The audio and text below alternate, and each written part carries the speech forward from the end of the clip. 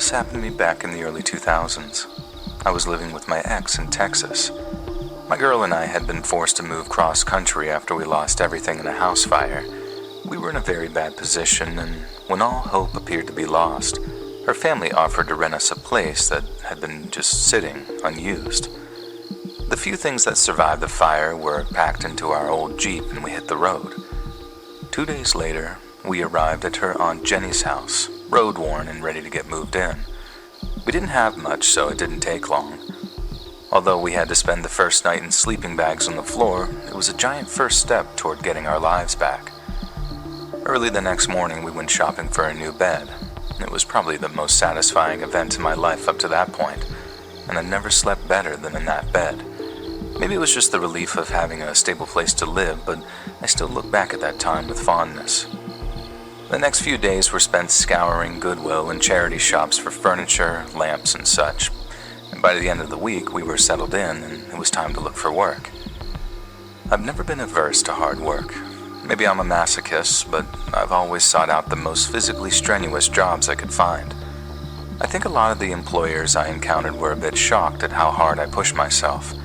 My insane work ethic has a lot to do with my upbringing. I was one of 4 children in a very poor family. We lived in a remote part of West Virginia, and life was beyond tough.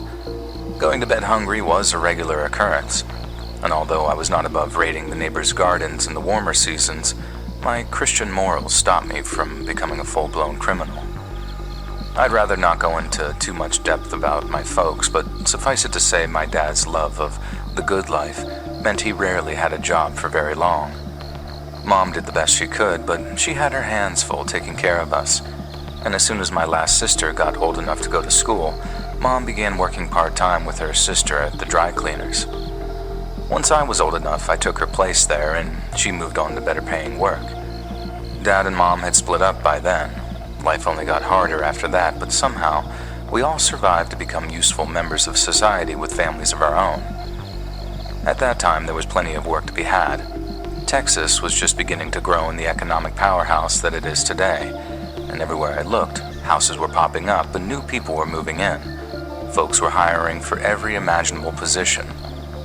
I'd done landscaping work before, so it seemed logical to try.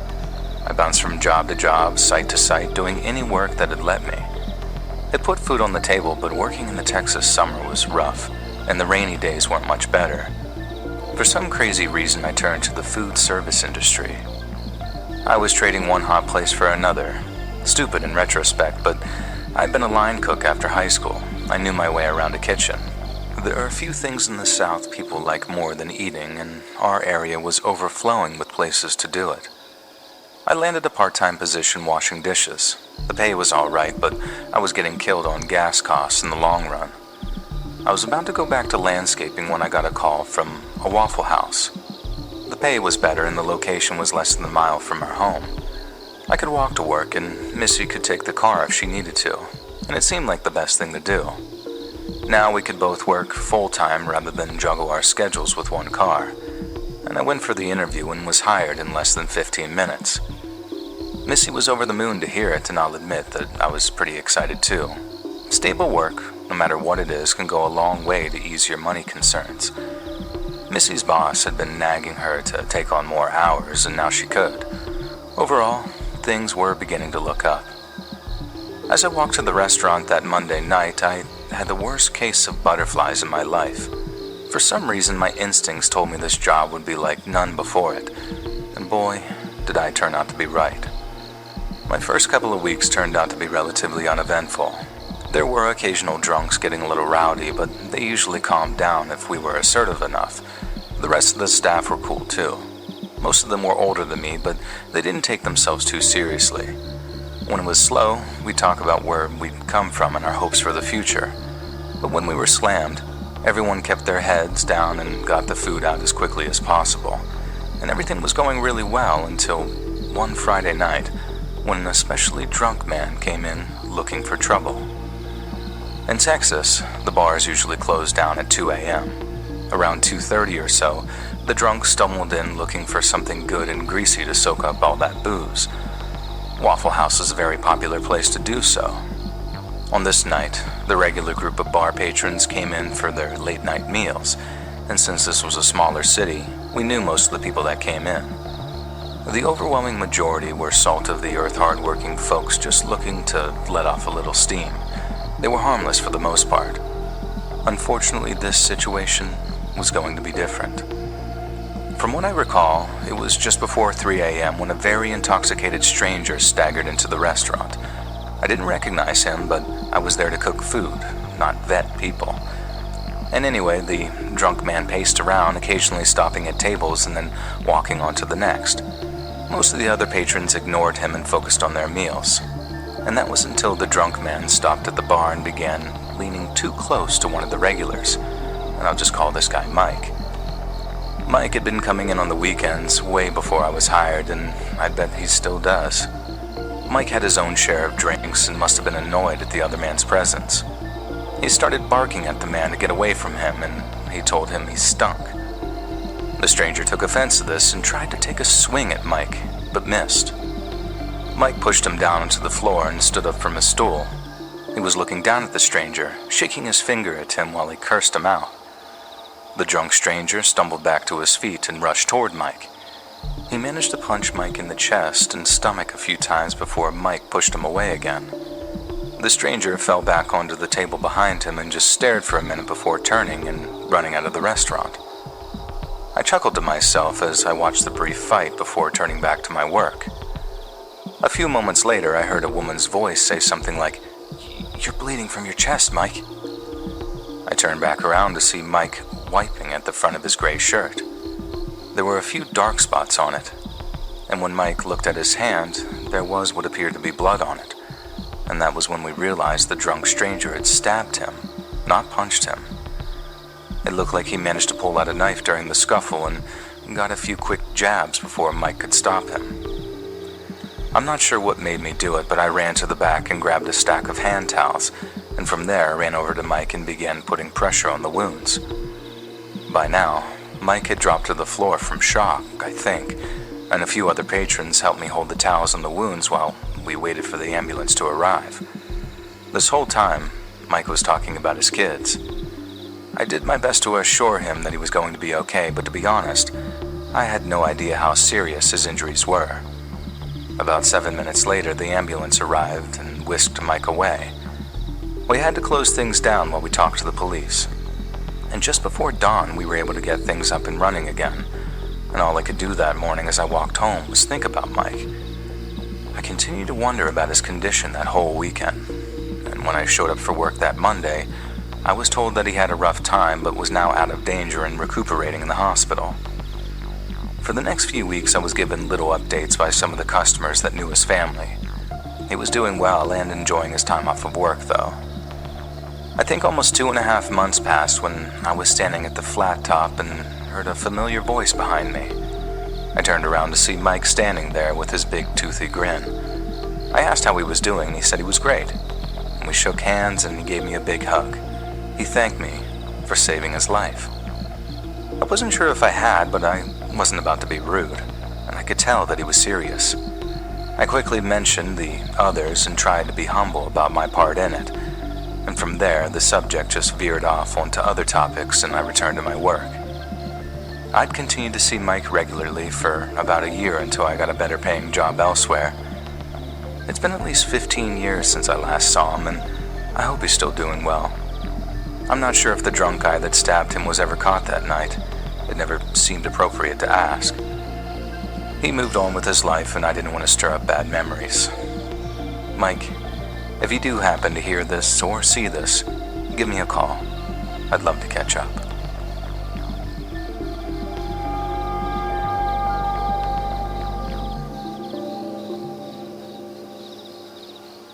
I used to work at the Waffle House in Bethlehem, Pennsylvania.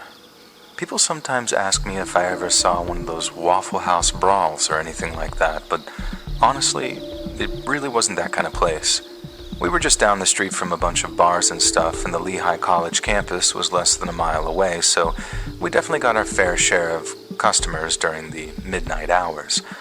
But I think during all the night shifts that I worked, I only saw maybe 2 or 3 physical confrontations, and those mostly consisted of a little shoving before the two people about to fight were separated by their friends.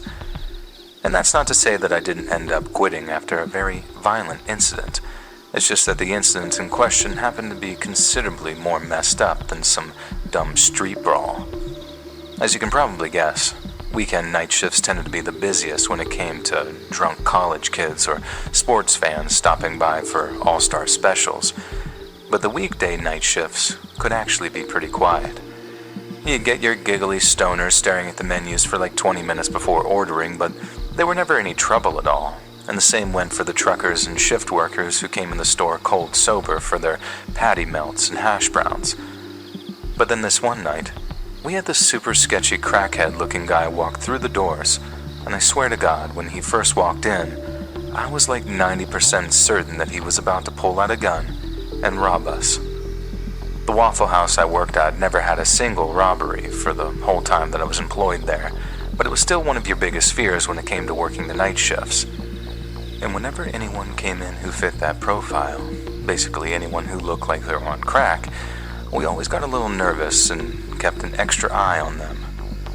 The guy was definitely high on something, and not only was he twitchy as hell, but after ordering his food, he just sat in his booth, intermittently looking over at us without even touching his grilled cheese.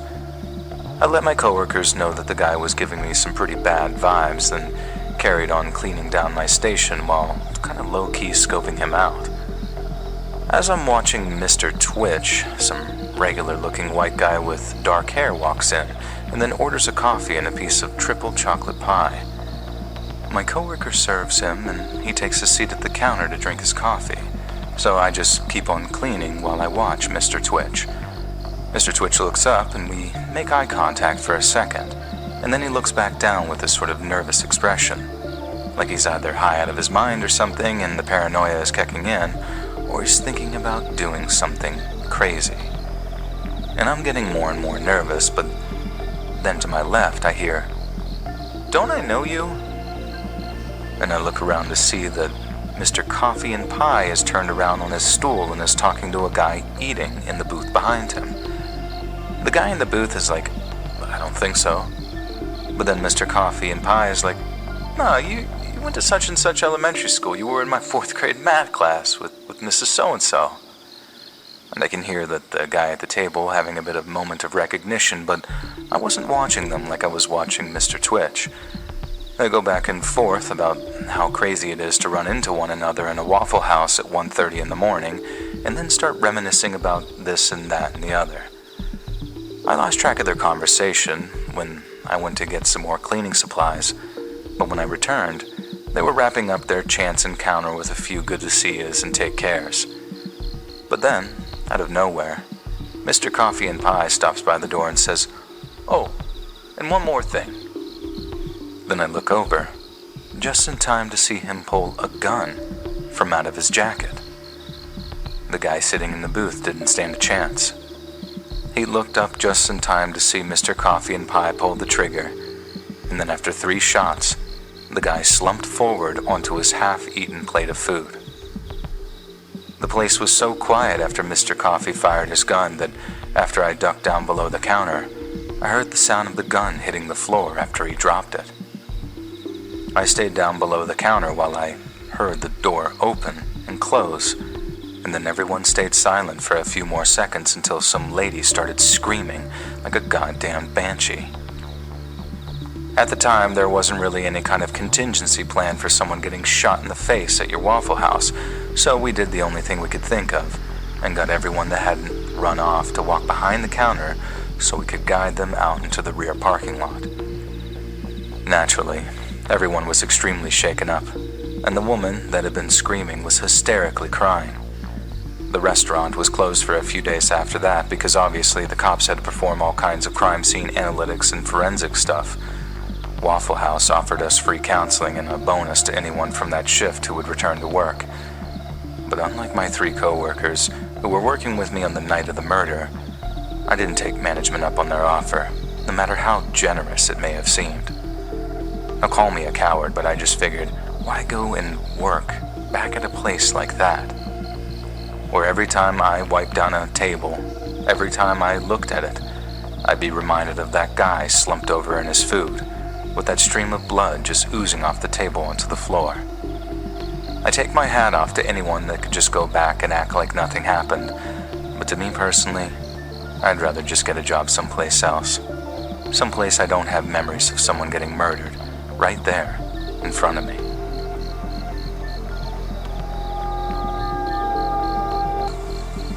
A few years ago, I was driving back from work pretty late at night. I was going home, and normally I don't work quite that late, but it had been a long one. At this point, I was extremely hungry, and I hadn't had a chance to eat in a long time. On the drive home, I didn't normally pass by many restaurants. I happen to live a little bit out in the country, and there aren't a bunch of places to go to, so I was keeping my eyes out for a place to stop, and I remember I pulled off the highway and I took an exit. My options there were a gas station, and then a little ways down the road I saw a sign for a Subway. At this point, it was probably like 10-something at night. I didn't know if Subway would still be open, but I thought that I would go and look. So when I drove down the road, it appeared as though the Subway was open. The lights inside were on, and I remember that I thought I saw somebody in there when I was driving into the parking lot. However, there weren't any other cars in the parking lot. I decided to park, get out, and go to the door to see. When I did so, the door opened up and I realized that it was in fact open. At least I thought. After walking inside the Subway, it was very quiet and I didn't see anybody inside anymore. I walked up to the counter where you start ordering. I figured the employee was maybe in the back or something, and after they heard me coming in, they would probably come out to take my order. Just a few seconds after getting to the counter though, the lights suddenly turned off, and it went almost completely dark. The only light was coming in from the large windows that they had in the front of the store. I looked around wondering what was going on. After maybe 30 seconds or so, I figured that I would just leave. But before I walked away, I heard some noises coming from the back, which was around the corner and out of my sight. That's when I saw a man coming into view. It looked like he had entered from the back room, and I thought that it was an employee at first. I couldn't see the man very well at all because of the dark, but with the light that I did have from the window, I noticed that this man was not wearing a Subway uniform in any way. He just stood there for a moment looking at me. I decided that I would leave still. This situation overall just seemed very strange, so I began to head over to the door. But when I did, I heard the man start walking from behind the counter. I didn't really know where he was going, but it actually sounded like he was going towards me. When I reached the doors, I glanced back and saw the guy swiftly walking my way. He was maybe 20 feet away from me. The man did not say anything, and neither did I. I just left the Subway and started going back to my car. I then heard the man actually leave the restaurant after me. I looked behind me and the guy was getting closer. At that point, I wasn't sure what else to do, so I just started running. I sprinted all the way to my car, unlocked the door, and got inside.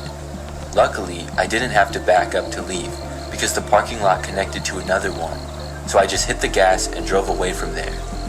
The man had almost reached my car, but I left him standing there in the parking lot and I drove away. I then went all the way back home, not bothering to stop any place else. I was too creeped out by the situation and made something to eat at home. Now, I still don't know exactly what was going on in that Subway. I'm guessing that they were closed, but for some reason the door was open. Was the man that I saw attempting to steal from the place, or was he just chilling in the back? I really don't know, but I do know that he chased after me, and I'm glad that I got away. One time last year, I went to a Subway at night. I was just going to get a sub, and the Subway restaurant was only about 5 minutes from my house.